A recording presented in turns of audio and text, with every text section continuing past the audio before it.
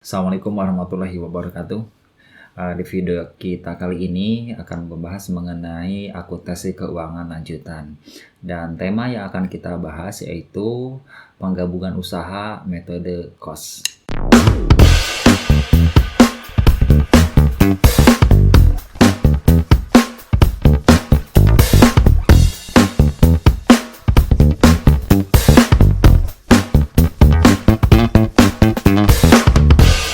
Baik teman-teman semuanya, akuntansi keuangan lanjutan ini tentu adalah kelanjutan dari materi-materi yang sebelumnya yang telah saya banyak bahas begitu.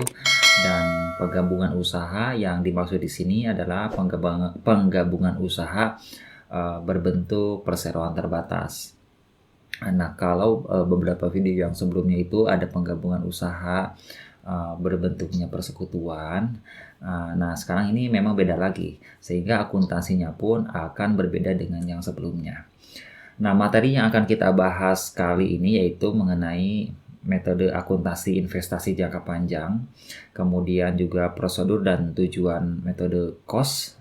Tentu ini yang akan kita bahas hari ini. Kemudian pencatatannya metode KOS. Baik, kita akan pahami dulu bahwa penggabungan usaha yang dimaksud kali ini yaitu penggabungan usaha salah satu dari 3 jenis penggabungan usaha ya. Penggabungan usaha yang pertama berbentuk merger, kemudian yang keduanya berbentuk konsolidasi, dan yang ketiga ini berbentuk akuisisi atau afiliasi. Nah, ini adalah penggabungan yang ketiga ya, berbentuk afiliasi, di mana afiliasi itu atau akuisisi itu dua perusahaan yang digabungkan, tetapi keduanya memang mesti berdiri sendiri. Karena di sini salah satu perusahaan menguasai perusahaan yang lainnya, sehingga tidak bergabung 100%, tetapi ini di sini menguasai. Nah, berbicara menguasai, memang kita lihat dari persentase saham yang dimilikinya, ya. Kalau sahamnya mayoritas, nah biasanya lebih dari 50%. Nah, di situ menguasai. Oke, lebih lanjut akan kita bahas ya dari teorinya dulu. Yang pertama kita pahami dulu dengan investasi jangka panjang. Ya, karena investasi jangka panjang yang dimaksud di sini itu adalah bentuk penguasaan kita kepada perusahaan yang lainnya. Ya. Pada dasarnya, akuntansi terhadap investasi jangka panjang dalam bentuk saham dapat dilakukan dengan dua metode, yaitu metode ekuitas atau equity method dan juga metode harga perolehan atau cost method. Kedua metode tersebut, baik itu equity method maupun cost method, tentunya kedua-duanya adalah berbentuk investasi jangka panjang ya, sehingga metode yang digunakannya pun akan ditentukan mana yang terbaik di antara keduanya begitu ya. Nah, kita lihat dari akuisisi ini ya, harus lihat dulu besarnya kepemilikan saham di antara satu perusahaan yang membeli saham perusahaan yang lainnya. Oke, dan itu tentunya akan menentukan metode apa yang cocok untuk digunakan. Oke, lihat yang pertama, pemilikan saham dalam jumlah yang kecil. Yang kecil itu dalam artian di bawah 20%. Nah, ini disarankan menggunakan metode harga perolehan. Oke, metode harga perolehan itu metode yang akan kita bahas hari ini gitu ya. Dan tentu akan ada lagi metode yang lainnya yang berbentuk metode equity yang tidak akan dibahas pada video kali ini, tetapi ada video yang lainnya ya. Begitu. Lanjut dulu yang kedua, pemilikan saham dalam jumlah yang cukup besar sehingga dapat mempengaruhi secara berarti atau materiality, yaitu pemilikan antara 20% sampai dengan 50%. Ini disarankan menggunakan metode ekuitas. Nah, ini metodenya nanti ya yang di video yang lainnya.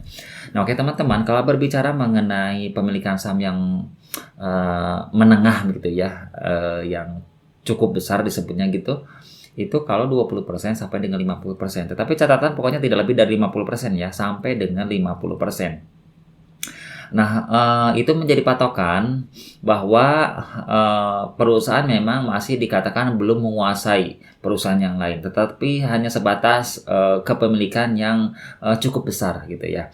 Nah, metodenya metode equity yang dibahas, yang digunakannya cocoknya begitu.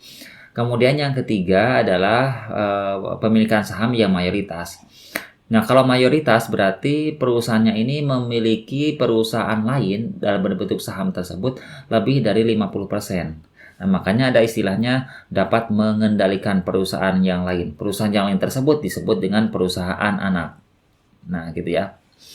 Jadi kalau perusahaan memiliki perusahaan yang lain, ya, kemudian perusahaan yang kita kuasainya itu adalah lebih dari 50%, maka kita posisinya sebagai perusahaan induk, ya. Kemudian dia yang dikuasai itu sebagai perusahaan anak. Nah, di sini yang disarankannya itu boleh metode manapun begitu, mau metode cost ataupun juga metode ekuitas, itu bebas-bebas saja, ya. Tetapi memang disarankannya lebih baik dengan menggunakan metode ekuitas. Tapi kan gini loh, kalau lebih dari 50% itu kan udah fleksibel, ya. Jadi kita memang benar-benar menguasai. Jadi metode manapun ya silakan saja pakai begitu ya. Memang yang disarankannya metode ekuitas gitu. Tapi kan nggak, yang namanya disarankan tidak diwajibkan. Nah, jadi kita boleh menentukan metode yang mana. Nah, dari situ kemudian kewajiban kita sebagai perusahaan induk itu harus membuat laporan keuangan konsolidasi. Nah, teman-teman, nanti akan kita belajar juga bagaimana menyusun laporan keuangan konsolidasi. Tetapi videonya akan saya pisahkan dengan video yang ini. Begitu ya. Oke, saya kira sudah cukup jelas ya untuk yang barusan mana metode yang lebih cocok digunakan gitu ya. Laporan keuangan konsolidasian ini di dalam PSAK ada pada PSAK nomor 65. Ya, di PSAK ini berarti standar akuntansi yang digunakan adalah SAK umum begitu ya, bukan SAK ETA, bukan SAK EMKM, tetapi ini yang umum yang digunakannya. Maka di situ kita bisa lihat PSAK 65 ya. Di dalam PSAK tersebut salah satunya adalah dibahas mengenai prosedur konsolidasi. Nah, di dalam prosedur konsolidasi itu dijelaskan ada 3 hal. Yang pertama, menggabungkan aset, liabilitas, ekuitas, penghasilan, beban, dan arus kas sejenis dari entitas induk dengan anaknya. Nah, konsolidasi itu kita pahami itu ya. Yang pertama itu gitu. Gabungkan aset, liabilitas, ekuitas itu berarti menggabungkan akun-akun real. Jadi menggabungkan laporan posisi keuangan atau menggabungkan neraca ya. Semuanya digabungkan. Ya namanya juga menggabungkan ya. Jadi digabungkan berarti perusahaan anak dengan perusahaan induk digabungkan gitu. Jadi kedua neraca itu digabungkan, tetapi memang tidak semua akun-akun atau nilai akun yang ada di perusahaan anak 100% digabungkan, enggak. Ya tergantung kepemilikan kita di perusahaan anak itu berapa persen begitu ya. Selain itu juga penghasilan, beban, arus kas itu juga sama digabungkan antara induk dan anak. Itu kan akun laporan laba rugi begitu ya. Jadi kalau kita simpulkan, laporan posisi keuangan, kemudian laporan laba rugi, kemudian juga laporan arus kas itu semuanya mesti digabungkan. Tergantung persentase kepemilikan induk di anak. Itu yang pertama. Nah, yang kedua, eliminasi nih. Ini ada eliminasinya. Eliminasi jumlah yang tercatat dari investasi entitas induk di setiap entitas anak dan bagian entitas induk pada ekuitas setiap entitas anak. Nah, ini kita mesti mengeliminasi investasi induk di anak. Investasi itu kayak gini ya, maksudnya ya, seorang akuntan itu dia akan mencatat ketika perusahaan induk awal menginvestasikan uangnya di perusahaan anak, yaitu membeli saham anak. Ya, ketika awal menginvestasikan seperti itu kan ada transaksi. Ya, dalam hal ini transaksi pembelian saham. Berarti akan mencatat adanya investasi dan akan mencatat adanya kas. Kalau kita lihat ya jumlahnya sederhananya ya investasi pada kas lah gitu ya. Investasi di perusahaan anak pada kas gitu. Itu kan transaksi antara induk dan anak. Nah, itu kalau dibuatkan laporan keuangan konsolidasi digabungkan induk dan anak itu gak boleh ada. Jadi transaksi investasi itu harus dihilangkan, dinolkan. Supaya apa? Supaya tidak ada transaksi induk dan anak, atau tidak ada ini. Kalau induk dan anak digabungkan dan ada transaksi, itu dieliminasi karena tidak mungkin kita berinvestasi di dalam perusahaan kita sendiri gitu ya. Kalau digabungkan kan induk dan anak menjadi satu. Ya, yang tadinya induk dan anak ada investasi gitu ya, ada transaksi di situ. Ketika digabungkan kan mesti gak ada transaksi tersebut. Jadi eliminasi investasi itu gitu. Kemudian yang ketiga, ya, eliminasi secara penuh aset dan liabilitas, ekuitas, penghasilan, beban, dan arus kas dalam intra kelompok usaha terkait dengan transaksi antar entitas dalam kelompok usaha. Nah, transaksi-transaksi yang ada di antara induk dan anak, transaksi di luar investasi yang tadi ya, misalkan induk menjual barang ke anak. Nah, pada saat induk jual ke anak, itu kan sah-sah saja perusahaan induk menjual suatu barang ke perusahaan anak, itu kan sah-sah saja kan ya. Selalu menjurnal, misalkan kas pada penjualan ketika tunai, induknya kan jurnal kayak gitu. Si anaknya pun menjurnal pembelian pada kas gitu ya. Nah, itu transaksi yang diperbolehkan antara induk dan anak. Apapun pinjam meminjam juga boleh, kemudian juga transaksi yang lainnya juga boleh, silakan gitu ya. Akan tetapi pada saat perusahaan induk membuat laporan keuangan konsolidasi, maka transaksi tadi itu mesti dieliminasi. Ya, dihilangkan, jangan sampai ada yang tersisa lah gitu ya. Sehingga nanti tidak akan ada tidak ada akun, misalkan ada akun investasi mesti 0. Kemudian akun transaksi induk dan anak mengakibatkan hutang juga itu mesti eliminasi lagi dan lain-lainnya. Pokoknya dieliminasi lah gitu. Intinya tidak boleh ada transaksi induk dan anak begitu. Ya, karena kita mau menggabungkan perusahaan laporan keuangan perusahaan induk dan perusahaan anak. Oke teman-teman, saya mengingatkan kembali ya, bahwa laporan keuangan yang dibuat oleh induk itu adalah satu, laporan keuangan induk, kemudian yang kedua laporan keuangan konsolidasi. Jadi induk membuat 2 laporan keuangan ya. Itu laporan keuangan si induknya sendiri itu yang dibuat akhir periode. Kemudian yang kedua laporan keuangan konsolidasi, yaitu dengan menggabungkan laporan keuangan perusahaannya dengan kepemilikan presentasi di perusahaan anak. Itu digabungkan. Jadi ada 2 laporan keuangan. Oke, itu supaya kalian nggak kesulitan, atau maksudnya apa gitu laporan keuangan konsolidasi. Itu laporan keuangan yang anaknya bikin laporan keuangan, induknya bikin laporan keuangan. Tetapi ada kewajiban induk menggabungkan, mengkonsolidasikan laporan keuangan induk dan anak. Itu kewajiban itu didasarkan pada kepemilikan saham induk di anak yang lebih dari 50% gitu.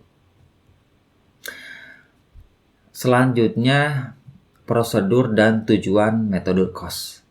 Oke. Di dalam metode ini, rekening investasi saham perusahaan anak akan dicatat sebesar harga perolehannya. Nah, berbicara harga perolehan berarti seberapa besar uang yang kita keluarkan, gitu ya. Pada saat induk menginvestasikan uangnya di anak, gitu ya, kemudian nilainya sekian, gitu ya. Nah, yang sekian itu disebut dengan harga perolehan. Pokoknya uang yang dikeluarkan itu berapa lah gitu. Oke, jadi itu kita katakan sebagai nilai dari harga perolehannya. Perusahaan tidak akan mencatat terjadinya perubahan hak atas perusahaan anak, ya, sebelum hak tersebut diterima. Dengan demikian, perusahaan induk tidak akan mengakui adanya laba perusahaan anak sebelum laba tersebut dibagi. Nah, ini menjadi pembeda dengan metode ekuitas. Pada metode cost ini, ya, investasi yang tadi saya sebutkan di awal sekian itu, di awal ketika berinvestasi sekian lah kayak gitu, katakan 1 miliar gitu.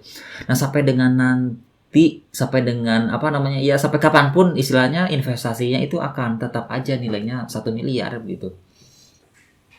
Ya, kecuali kalau memang investasinya kita ambil gitu ya. Ya, selama apa atau gini, meskipun anak mengalami keuntungan, ataupun kerugian. Jadi anak untung atau memperoleh laba akhir tahun tersebut, induk tetap aja tidak mengakui adanya penambahan investasi. Tetap aja nilainya 1 miliar gitu. Nah, itu bedanya ya. Kalau metode ekuitas itu kan kalau anak untung maka investasinya nambah gitu ya. Kalau anak rugi investasinya berkurang. Kalau metode cost itu enggak.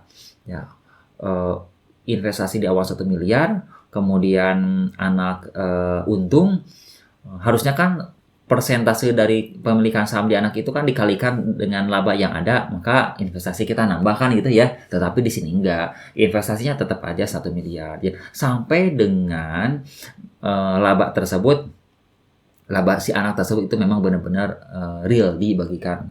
Ya, kalau udah dibagikan kan dalam bentuk dividen enggak gitu ya. Kalau bentuk udah ada dividennya kemudian diterima ke induk, maka investasinya oleh induk bisa nambah, ataupun juga nggak diinvestasikan, diambil aja gitu jadi pendapatan gitu ya. Nah itu menjadi pembeda dengan metode ekuitas. Oleh karena itu saldo rekening investasi saham di dalam metode ini akan tetap sebesar harga perolehannya, kecuali terjadi pembagian dividen yang berasal dari laba sebelum kepemilikan. Nah, ini ada lagi nih statement yang berbeda ini. Perusahaan itu, induk dan anak, pada saat digabungkan, maka yang digabungkan itu kan nilai ekuitasnya. Ya, sementara kalian mesti tahu ya, ekuitas itu kan komponennya adalah modal saham, ya, kemudian juga ada laba ditahannya, ya. Saya yakin pasti adalah laba ditahan gitu ya. Kemudian kalau ada agio ya dengan agionya gitu ya. Kalau ada pun goodwill ya dengan goodwillnya juga. Pokoknya digabungkan semuanya gitu ya. Meskipun goodwill aset ya, tetapi kan dampak dari jual beli itu saham gitu ya. Nah, maksud saya gini loh. Ketika perusahaan digabungkan, maka yang digabungkan itu kan saham dan laba ditahannya. Ya, berarti anak itu di ekuitas anak ketika dibeli itu kan membeli saham, berikut membeli laba ruginya, membeli laba ditahannya juga. Artinya digabungkan laba ditahannya kan gitu ya. Nah, ingat nih, laba ditahan yang digabungkan dengan perusahaan induk itu bukan laba ditahan hasil usaha setelah digabungkan. Tetapi itu adalah laba ditahan hasil usaha sebelum dibagikan, murni hasil usaha anak, gitu ya. Oke, paham ya? Nah, sekarang ceritanya si laba ditahan itu setelah digabungkan, kemudian laba ditahannya itu dibagikan. Ya. Kemudian ketika digabungkan, maka induk kan punya hak, bukan karena ini loh, punya hak itu karena memang telah menguasai anak, maka punya hak gitulah. Dari laba ditahan si anak, laba ditahan yang sumbernya sebelum penggabungan. Nah, kalau seperti itu, maka mesti dicatat, ya, mesti dicatat. Karena ketika menerima dividen dari laba ditahan sebelum penggabungan itu akan mengurangi investasi kita di anak, ya kan? Kan gini, kita investasi di anak 1 miliar contohnya ya. Ternyata anak membagikan dividen dari laba ditahan sebelum yang sumbernya laba ditahannya sebelum digabungkan. Kemudian kita ambil oleh induk, diterima lah. Ketika diterima berarti kan ada pengurangan itu. Karena itu bukan hak kita, jadi ada pengurangan. Ya, ada pengurangan investasinya. Berarti 1 miliar itu dikurangi dengan berapa rupiah kita nerima dividen tersebut. Nah, gitu. Kecuali yang itu ya. Kalau selama bukan itu, maka investasi induk di anak tetap nilainya 1 miliar terus gitu ya. Nah, ini akuntansinya ya. Biasalah kalau akuntansi itu jurnal, tuh nyatat jadi hitung jurnal, hitung jurnal gitu. Ini metode cost ya. Pada saat pembelian investasi, nah kalau membeli investasi atau di awal ya itu sama aja jurnalnya ya. Jadi investasi saham perusahaan anak pada kas. Nah, tulisan investasi saham perusahaan anak ini ya kalian bisa nyatat aja dengan akun yang lain. Misalkan investasi saham pada PTA gitu, disebutin PT-nya atau PT AC, PT ABC, ya tergantung nama perusahaannya. Itu silakan boleh langsung ke nama perusahaannya. Pada kas ya. Kalau dibayarnya dengan uang kas ya, atau bank dengan buku bank gitu. Yang kedua, pada saat perusahaan anak memperoleh laba, transaksi ini tidak perlu dicatat oleh perusahaan. Ini penegasan dari yang tadi saya sampaikan ya. Anak dapat laba, induk jangan ikut-ikutan nyatat, diam aja, gitu ya. Kemudian yang ketiga, pada saat perusahaan anak menderita kerugian, transaksi ini tidak perlu dicatat pula oleh induk. Ya udah, berarti mau untung mau rugi, induk diam, jangan ikut-ikutan mencatat. Yang selanjutnya, pada saat perusahaan anak membagi dividen. Nah, anak ingat membagikan dividen jika dividen ini dibagikan dari laba ditahan setelah penggabungan dan memang hasil usaha setelah digabungkan. Maka pada saat itu buat kita si induk ketika nerima itu namanya dividen. Akunnya adalah pendapatan dividen. Jadi jurnalnya adalah kas pada pendapatan dividen. Gitu ya. Itu pendapatan. Kalau metode cost gitu ya, pendapatan. Jadi kita nginvest di anak gitu. Ketika ada keuntungannya yaitu kita katakan pendapatan. Gitu, namanya pendapatan dividen. Kemudian yang kelima, apabila dividen tersebut berasal dari laba ditahan sebelum kepemilikan, ini tadi yang sudah saya bahas juga ya, maka akan dicatat sebagai pengurang terhadap harga perolehan investasi. Jurnalnya adalah kas pada investasi saham di perusahaan anak. Nah, ini berarti pada saat perusahaan induk menerima uang, ya, itu berarti mengurangi investasi yang awal. Kan gini, ketika awal investasi kan kita menyerahkan uang, membeli saham ke anak, berarti kita menyerahkan uang, kas di kredit ya. Nah, sekarang kita nerima uang gitu ya, berarti kan investasinya berkurang karena uangnya diambil oleh kita ya. Itu jika dividen itu sumbernya dari laba ditahan sebelum perusahaan digabungkan ya, gitu ya, akan mengurangi investasi. Jadi jurnalnya adalah kas pada investasi saham perusahaan anak. Ini investasinya di kredit ya, oke, karena awalnya di debit. Ini ketika awal transaksi kan gini nih, maaf. Nah, ini kan investasi di debit. Nah, sekarang kan investasi dikurangi gitu. Jadi investasi di kredit. Gitu ya. Oke, kita langsung ke contoh. Pada awal tahun 2018, ini dalam ribuan rupiah ya. PT ABC membeli 80% saham PT XYZ seharga 375.000. Ini dalam ribuan rupiah ya, berarti 375 juta ya. Saya sebutkan dalam ribuan rupiah berarti 375.000 gitu aja. Pada saat itu struktur modal, bukan struktur modal current aset ya, aset lancar, tetapi di sini struktur dari modal atau dari ekuitas gitu ya. Ini lebih tepatnya ekuitas. Struktur dari ekuitas di PT XYZ yang dibeli itu adalah modal sahamnya 300.000, laba ditanya 150.000, kemudian total ekuitasnya adalah 450.000 gitu. Untuk tahun 2018, perusahaan memperoleh laba bersih dan membagikan dividen. Nah, ini ada info nih di tahun 2018 itu ya, PT ABC-nya si induknya ya. Ini udah jadi induk ya karena 80%. Induknya dapat laba 250.000, kalau anak dapat labanya 175.000. Kemudian di tahun tersebut induk membagikan dividen 200.000, anak si XYZ membagikan dividen 100.000. Nah, teman-teman, dari yang 100.000 ini kan si induk nanti punya hak. Ya, haknya itu 80%-nya. Ya, kalau kita kalikan 80% kan kali dengan 100.000 berarti kan 80.000. Udah ketahuan ya, itu hak kita gitu ya, hak induknya. Oke, sekarang kita jurnal ya dari transaksi tersebut. Yang pertama pada saat investasi. Ya, tadi anak itu dibeli sebesar 375.000 ya oleh si induk ya, 80%. Oke. Jurnalnya ini aja langsung, investasi saham di perusahaan anak pada kas 375.000. Kamu bisa kayak gini juga, investasi saham di PT XYZ gitu juga boleh. Oke. Kemudian yang kedua, tadi ada info kan bahwa anak itu dapat laba. Nah, itu nggak boleh dicatat.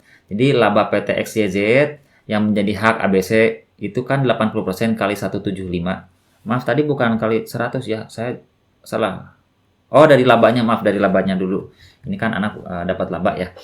Nah, nggak dicatat itu. Jadi anak dapat laba nggak dicatat. Biarin saja, investasi kita jadi tetap ya.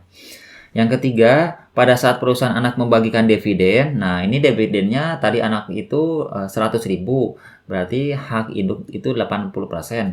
Ya, 80% kali 100.000, itu 80.000. Nah, itu buat induk sebagai pendapatan dividen. Jadi, jurnalnya adalah kas pada pendapatan dividen Rp80.000. Gitu. Ini cukup mudah kan jurnalnya? Oke, kemudian ini info-info pentingnya nih. Hubungan saldo rekening investasi antara kedua metode pencatatan. Oke, kita lihat sekarang perbedaannya antara metode ekuitas dengan metode cost. Metode ekuitas belum saya jelaskan ya, karena videonya memang saat ini belum dibuat. Insya Allah nanti mungkin akan dibuat pula ya. Nah, yang pertama, investasi saham perusahaan anak tetap akan sebesar harga perolehannya. Metode cost gitu ya. Yang kedua, di lain pihak, laba ditahan perusahaan anak akan bertambah dengan laba. Oke, dan berkurang dengan pembagian dividen. Dari transaksi yang tadi ya, menurut metode cost ini bahwa investasinya tetap ya di anak itu. Padahal di sisi lain anak itu udah dapat laba 175 gitu. Berarti itu kan nambah invest seharusnya ya. Karena metode ekuitas itu langsung mengakui penambahan investasi. Nah, kemudian juga ada pengurangan yaitu pembagian dividen yang 100.000. Nah, yang 100.000 itu juga kan 80% masuk ke induk ya. Pada saat pembagian itu kan ya itu mengurangi juga investasi di anak gitu kan, seharusnya kayak gitu. Kalau metode ekuitas pasti nyatat langsung kayak gitu. Kalau di sini enggak. Sehingga pasti nanti akan ada perbedaan antara kedua metode tersebut saldo investasinya gitu. Oke, yang ketiga nih. Bila dibandingkan dengan saldo rekening investasi menurut metode ekuitas, akan terjadi selisih sebesar, nah ini sebesar apa nih? Ini ada hitung-hitungannya nih ya, biar kalian lebih tahu persisnya berapa sih bedanya gitu. Nah, yaitu persentase kepemilikan dikalikan dengan perubahan laba ditahan perusahaan anak dan dikurangi dengan selisih antara harga perolehan dengan nilai buku yang sudah diamortisasi atau dibebankan ke laba rugi. Kalau ada goodwill maksudnya gitu ya. Nah, jadi kita hitung aja persentase kepemilikannya berapa. Tadi kan udah ketahuannya 80%. Itu dari perubahan laba ditahan aja. Jadi kan gini, laba ditahan awal berapa, laba ditahan akhir berapa gitu ya. Itu kan ada perubahannya. Nah, perubahan itu ya kalikan saja dengan persentase kepemilikan. Itu pasti akan menjadi salah satu pembeda nilai investasi. Gitu ya.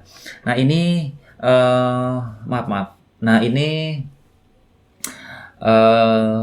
penjelasan yang barusan dalam bentuk tabel ya, supaya kita bisa melihat kenapa akan berbeda metode equity dengan metode cost gitu ya. Ini perbandingannya nih. Kalau harga perolehan di awal, metode cost, metode equity itu juga dua-duanya sama ya. Nah, metode equity itu akan ditambah investasinya jika anak dapat laba. Jadi anak dapat laba langsung aja nambah ekuitasnya gitu ya. Jadi metode ekuitas itu kayak gitu. Investasinya investasi di anak itu nambah. Kalau metode cost nggak dicatat di sini. Ya, otomatis di sini juga kan udah ada penyebab perubahan gitu kan di sini. Kemudian jika ada dividen, tadi kan udah ada tuh dividen dibagikan, maka ekuitas anak eh, maka investasi induk di anak itu akan berkurang juga gitu ya. Karena ada dividen yang dibagikan gitu. Nah, sementara kalau metode cost itu dibiarin aja, enggak ya. Jadi investasinya itu tetap gitu ya. Ya kalau penerima uang kan pendapatan jadinya, bukan nambah investasi ya. Kita catat pendapatan gitu. Nah, jadi selalu akhirnya ini tentu akan berbeda ya. Jadi ini yang menjelaskan dengan tabel ya penyebab perbedaan metode equity dan metode cost. Kita lanjut lagi ya kasusnya. Ini masih kasus yang tadi sama persis ya. Kemudian sekarang kita hitung berapa sih perbedaannya jika kasus yang barusan itu kita catat dengan metode equity gitu ya. Kemudian setelah itu gimana juga dengan metode cost gitu. Nah, pasti kan ada perbedaan. Ini dari kasus yang barusan.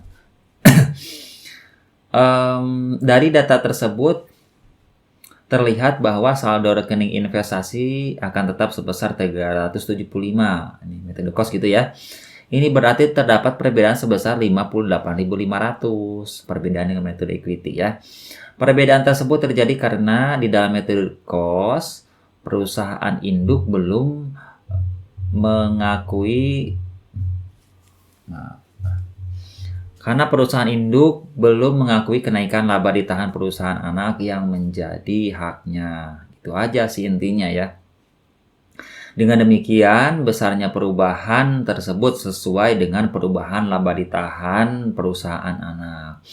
Jadi perusahaan anak itu kan di awal laba ditahannya berapa, di akhir 2018 itu menjadi berapa gitu. Ya, itu tinggal kita kalikan saja dengan persentase kepemilikan gitu ya. Kemudian juga kalau ada amortisasi atas goodwill misalkan ya dikalikan saja. Oke, sekarang kita contohkan ya. Laba ditahan per 31 Desember 2018 itu adalah 225. Kasusnya gitu ya.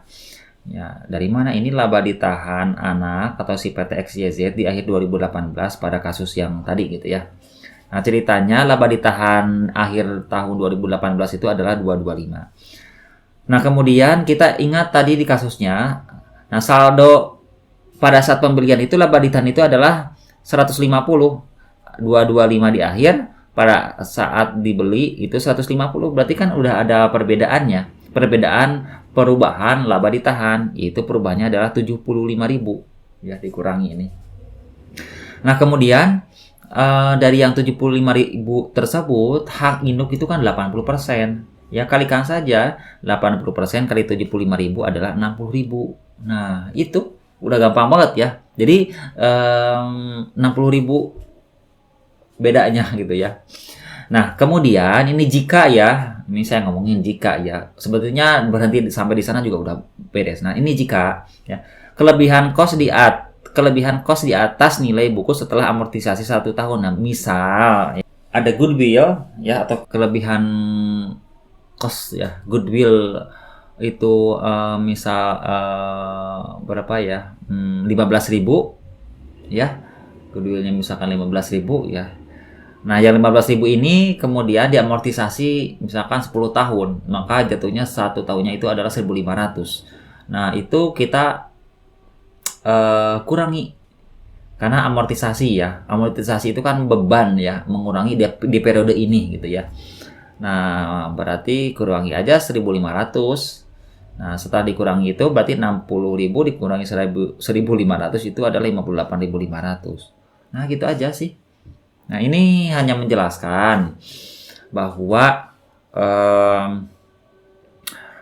akan ada perbedaan kedua metode tersebut. Nah, kemudian kalau kita pengen tahu cara mencari perubahan atau ya, perbedaan tersebut gitu ya, caranya ya seperti ini gitu ya. Tapi kalau kita nggak mau tahu lah, ngapain pengen tahu gitu, buang-buang waktu misalkan, ya udah gak usah dihitung ini enggak gitu ya. Toh nanti juga kita menggunakan metode di dalam penggabungan usaha ini kan salah satu yang digunakan, metode cost atau metode equity gitu aja. Jadi gak usah nyari-nyari pengen tahu berapa nilai investasi jika menggunakan metode ekuitas gitu. Padahal perusahaan kita menggunakan metode cost. Jadi gak usah gitu juga lah. Oke, sekarang kita bicara ke laporan keuangan konsolidasinya. Nah, tahapan ketika kita mau menyusun laporan keuangan konsolidasi itu kan kita mesti membuat jurnal eliminasi, ya.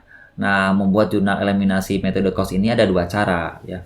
Yang pertama yaitu perusahaan menyesuaikan saldo rekening yang ada menjadi sama dengan apabila perusahaan menggunakan metode ekuitas.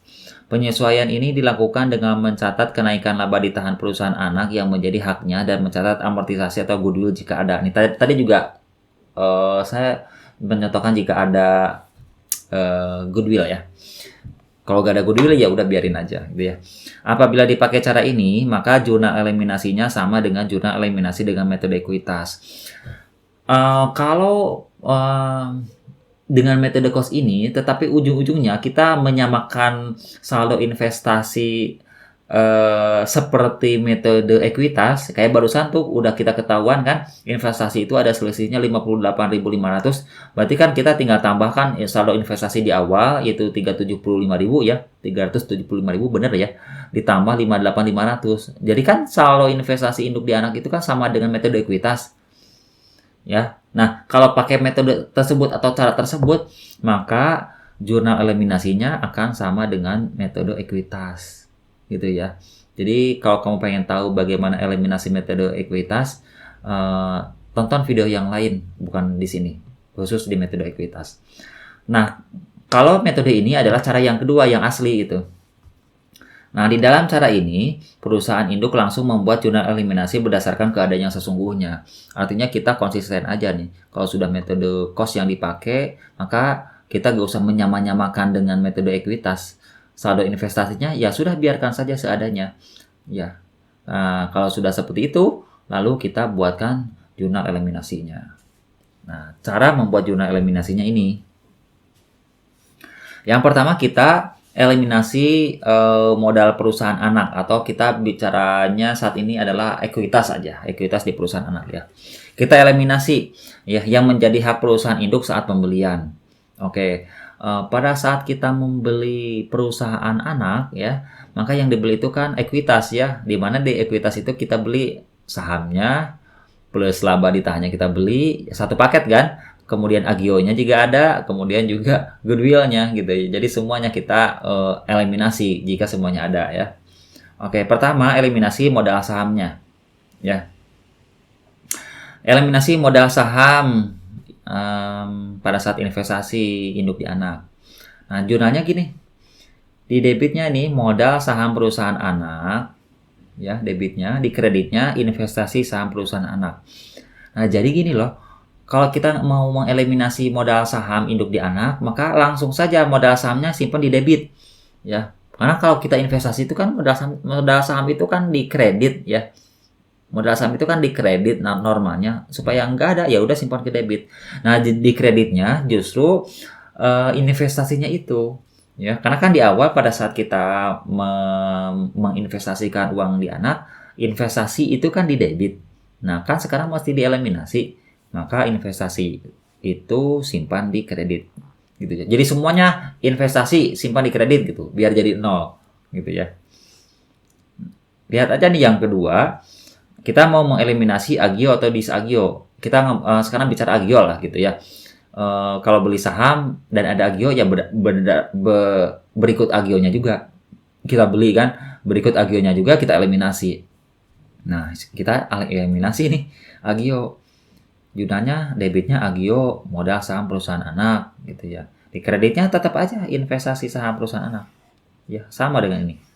Di kreditnya ya. Kemudian laba ditahannya ya. Kita eliminasi juga laba ditahan ya. Karena ini satu paket ekuitas. Jadi laba ditahan perusahaan anak di debit, kreditnya investasi lagi. Ya.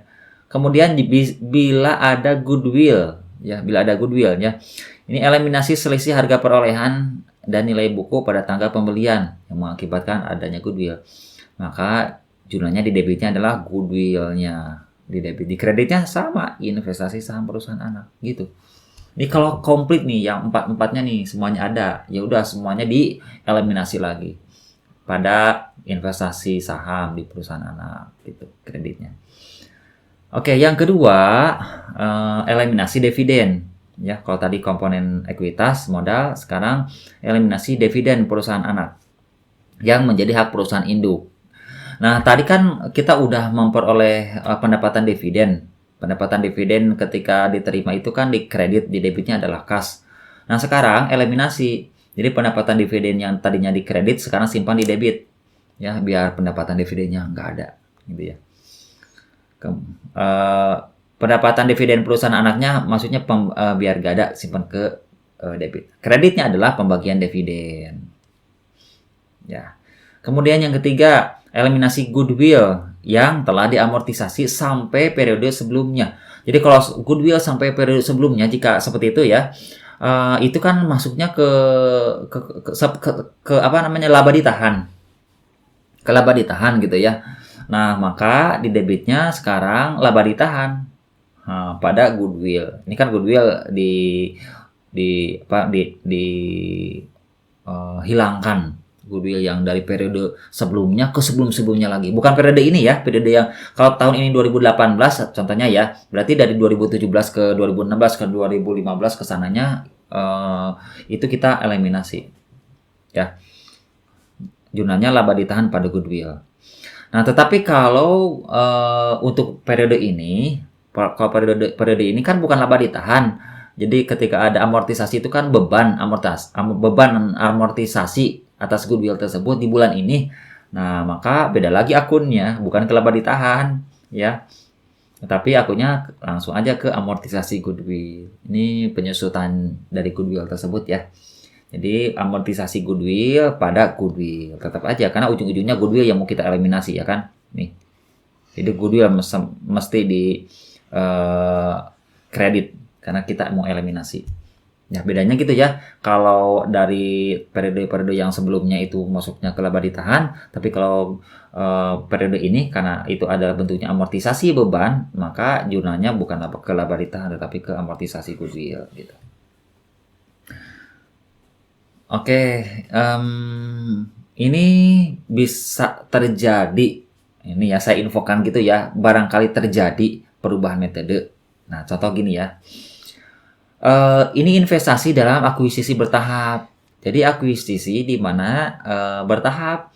Jadi nggak sekaligus membeli sekian persen. Tetapi gini loh, perusahaan induk membeli perusahaan anak sekian persen dulu, tahun berikutnya membeli lagi. Nah gitu kan. Berarti kan ada kemungkinan persentase itu naik gitu. Jadi ada kemungkinan berbeda metode. Oke.